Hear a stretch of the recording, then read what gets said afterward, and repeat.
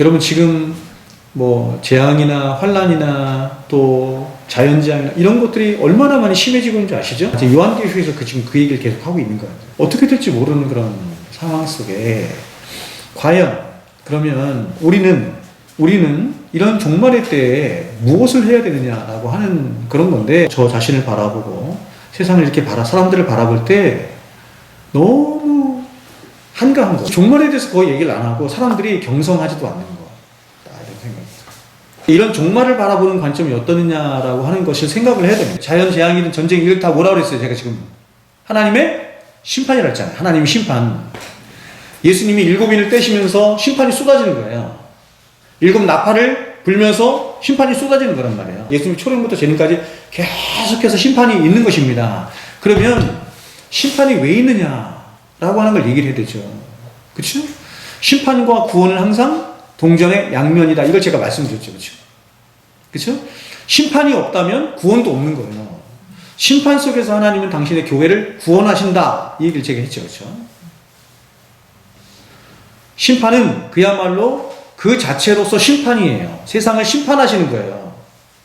근데 그 심판의 대상은 누구냐면 세상이에요. 세상은 이런 심판을 계속해서 받다가 결국에 예수님이 오시면 종말론적인 심판을, 완전한 심판을 받게 될 거예요. 무너졌도다 큰 성 바벨론이 하면서 세상으로 대변되는 이 바벨론이 무너지는 일이 있다. 성경이 말합니다. 아시겠죠? 그러나 여러분, 이 심판은 단순히 우리가 봤던 것처럼 세상에만 임하지 않고 10가지 재앙이 애굽 땅에만 임하지 않고 고센 땅에도, 이스라엘 백성들이 살았던 그 고센 땅에도 똑같이 임했던 것처럼 우리에게도 똑같이 임하는 것. 그러나 똑같이 심판이 임하는데 세상 사람들에게 그 심판의 의미와 우리에게 당하는 심판의 의미는 다른 거예요. 그럼 우리에게 있는 심판의 의미는 뭐냐 이렇게 얘기할 때, 이 세상은 하나님의 심판으로 말미암아 파괴되는 세상이다 이런 뜻이에요.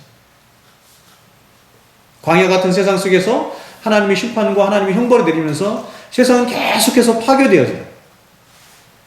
여하튼 그래서, 그런데 놀라운 것은 뭐냐면 이런 역창조 속에서 하나님이 당신의 백성들을 새 창조해 가신다 이런 뜻이에요. 그러니까 제가 여러분에게 한 번 말씀드렸지만, 광야 같은 이 세상이 없었다고 한다면 우리가 하나님을 만날 수도 없고, 광야 같은 이 세상이 없었다고 한다면 우리는 하나님의 은혜가 뭔지도 모르는 거예요. 놀라운 게, 하나님이 심판을 선고하셔서 수고와 슬픔뿐인 인생을 살아가는 이런 역창조가 있는 세상 속에서 하나님은 당신의 백성들을 부르시고 회개시키시고 구원하신다. 그러면서 거룩한 백성으로 지어가신다는 거예요. 따라서 결론이에요. 결론은 뭐냐면, 이런 역창조가 점점점 심해지는, 심판과 형벌이, 재앙이 점점점 심해지는 시간이 가면 갈수록 이렇게 더해질 텐데, 그럴수록 우리가 세대를 바라보고 역사를 바라보는 그리스도인의 관점이 뭐가 되어야 되느냐, 우리 인생 속에서 우리가 이루어야 할 것이 뭐냐, 우리 인생의 목적이 뭐냐, 그걸 바로해야 된다는 거죠. 그게 뭐예요? 그게 새 창조. 슬픔과 눈물과 형벌과 심판으로 가득한 이 세상 속에 우리를 집어넣으셔서 살게 하시는 이유는 하나님의 거룩한 백성으로 예수 그리스도 신부로 빚어가시는 일을 한다.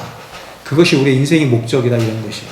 여러분이 인생 가운데 이런 고난이 오고 어려움이 오고 막 이렇게 올 때, 그리고 또 세상에 있어지는 여러 전쟁이나 기근이나 뭐 이런 것들을 이렇게 바라볼 때 여러분들이 가져야 할 한 가지 딱 생각은 뭐냐면, 중심이 뭐냐면, 그렇구나, 하나님 말씀대로 흘러가는데, 그쵸? 그러면 이런 세대 가운데서, 이런 세상 속에서 내가 목표해야 할 인생은 무엇인가 하는 것을 해야 됩니다. 새 창조라고요.